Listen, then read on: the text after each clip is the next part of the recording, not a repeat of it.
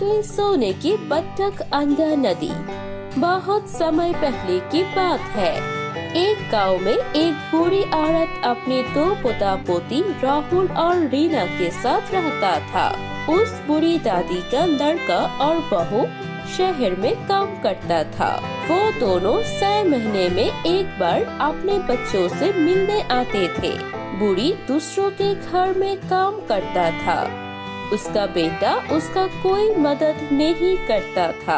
वो बहुत ही गरीब थी, लेकिन राहुल और रीना को कभी किसी चीज की कमी नहीं होने देता था। ऐसे ही एक दिन बूढ़ी दादी अपने मलकिन के घर काम करने के लिए गई थे। उसके मलकिन ने पहले से ही वहाँ पर एक काम वाली को बुला के रखा हुआ था। ये है किचन, यहाँ पर तुम्हें खाना बनाना है। तुम तनख्वाह की चिंता मत करना, 1 तारीख को तनख्वाह मिल जाएगी। ये सब देखकर बूढ़ी दादी बोलती है, मलकिन मेरे साथ ऐसा मत कीजिए। अगर आप मेरे को नौकरी से निकल देंगे तो मैं खाऊंगी क्या? मेरे पास सिर्फ एक ही नौकरी है। देखो, मुझे लगता है कि तुम बहुत ही ज्यादा बूढ़ी हो चुकी हो। अब तुम्हें आराम की जरूरत है। तुम ठीक से काम भी नहीं कर सकती हो। लेकिन मलकिन मेरे बात तो सुनिए। बहुत हुआ, मैं और कुछ नहीं सुनना चाहती।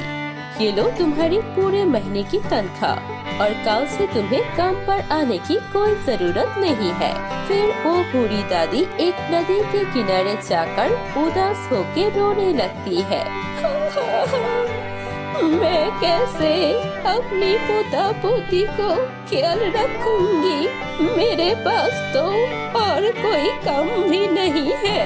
तभी वहाँ उन्हें किसी को रोने की आवाज आती है। वो इधर उधर देखती है। मुझे बचाओ, कोई मेरी मदद करो, मुझे बहुत दर्द हो रहा है, बचाओ मुझे। फिर वो देखती है वहाँ पे एक सोने की बत्तख है। अरे, इस बत्तख को तो बहुत ज्यादा चोट लगी है।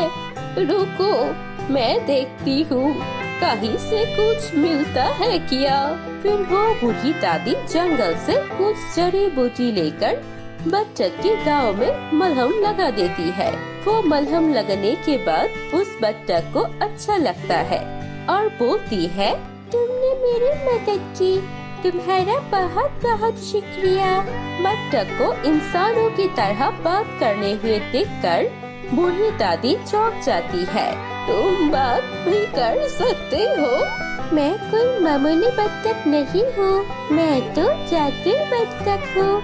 मैं तुम्हें देखा है, तुम कभी कभी यहाँ पर आके सारे बत्तखों को खाना देते हो, लेकिन आज तुम रो रहे थे, क्या हुआ बताओ मुझे। फिर वो बूढ़ी दादी अपनी सारी समस्या उस सोने की बत्तख को बताती है। अच्छा, ये बात है, ठीक है, मैं अभी तुम्हारी समस्या का समाधान करती हूँ। ये कह के सोने की बत्तख से बहुत तेज रोशनी निकलती है और नदी में खड़ी हुआ सारे बत्तख सोने की बन जाती है। और फिर वो सारे बत्तख ऊपर आके एक एक करके सोने के अंडा देती है। ये सब कुछ देख के बूढ़ी दादी फिर से चौंक जाती है। तुमने मेरी मदद की, इसीलिए से ये सारे सोने के अंडे तुम्हारे। और अगर कभी भी तुम्हें किसी भी चीज की जरूरत हो, मुझसे मांग लेना, मैं तुम्हारी मदद जरूर करूँगी।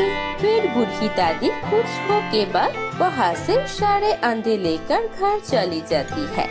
वो सब सोने के अंडे बेच के उन्हें बहुत सारा पैसा मिलती है। उन पैसों से वो अपने लिए एक सुंदर सा घर लेती है और अपनी पोता पोती को एक अच्छे से स्कूल में भेज देती है। ऐसे ही वो लोग खुशी से रहने लगती है। कुछ महीनों बाद बूढ़ी दादी का बेटा और बहू उसके पोता पोती से मिलने आते हैं। उसका बेटा उसकी माँ की ये हालत देखकर बहुत चौंक जाती है। अरे माँ, आपके पास ये सब कहाँ से आया? इतना बड़ा और नया घर, इतने सारे पैसे कहाँ से आया? ये सब देखकर बूढ़ी की बहू के मन में लालच आ जाती है और वो अपने पति से बोलती है, सुनो, शहर को गली मरो, हम यही रह जाती है। हम तो शहर में भी ऐसा जिंदगी नहीं जी सकती है जैसी तुम्हारी माँ यहाँ पर जी रही है। तुमने तो मेरे दिल की बात कर दी। मैं भी सोच रहा था कि हम यही रह जाती है। फिर वो बहू और बेटा उस बूढ़ी दादी के साथ ही रहना शुरू कर देती है और किसी न किसी बहाने से उसे बूढ़ी दादी से पैसे निकलने लगता है। माँ, मैं सोच रहा हूँ कि एक बिजनेस शुरू करूँ, तो मुझे कुछ पैसा चाहिए। क्या आप मुझे 1 लाख रुपए दे सकते हो? ये सुनकर वो अपने बेटे से बात में आ जाती है और फिर वो पैसे लाने जाती है, लेकिन वो देखती है कि वहाँ पर कोई पैसा नहीं है। बेटा, मेरे पास तो अभी कोई पैसा नहीं है, मैं कल तुम्हें पैसा ला कर दूंगी। लेकिन ये समझ में नहीं आता कि मेरी माँ एक दिन में इतना पैसा कहाँ से लाएगी। ठीक है, मैं अपनी माँ पर नजर रखूंगा और पता करूंगा कि वो पैसे कहाँ से लाती है। फिर अगले दिन वो बेटा अपनी माँ के पीछे पीछे जाता है और वो बूढ़ी दादी दाना लेकर नदी के बत्तख को खिलाने लगती है। फिर वो सोने की बत्तख आती है। क्या हुआ? तुम्हें आज मेरी जरूरत कैसे पड़ गई? फिर बूढ़ी दादी सब कुछ बताती है और बत्तख बहुत सारा सोने के अंडे देती है।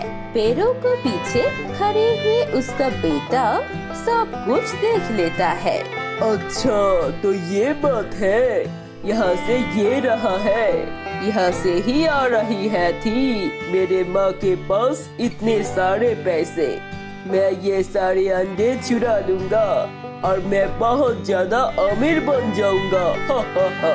रात को उसका बेटा घर जाकर अपनी माँ के अलमारियों से सारे सोने की अंडे चुरा लेती है और अगले दिन सुबह अपनी पत्नी के साथ शहर आ जाती है।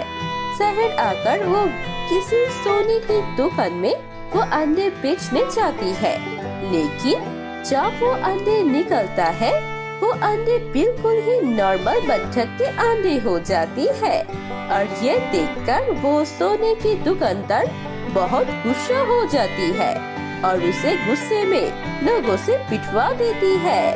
ऐसे ही उसे अपने लालच का सजा मिल गया और दूसरी तरफ बूढ़ी दादी अपने पोता पोती को लेकर बहुत अच्छे से खुशी खुशी रहने लगती है। तो मेरे प्यारी दोस्तों, कैसी लगी आपको ये कहानी? मुझे कमेंट करके जरूर बताएं। अगर ये कहानी आपको अच्छी लगी हो तो जरूर लाइक करना और हमारे चैनल को सब्सक्राइब करना मत भूलिए। फिर मिलेंगे अगले कोई नया जादू स्टोरी पर। तब तक अपना ख्याल रखिए।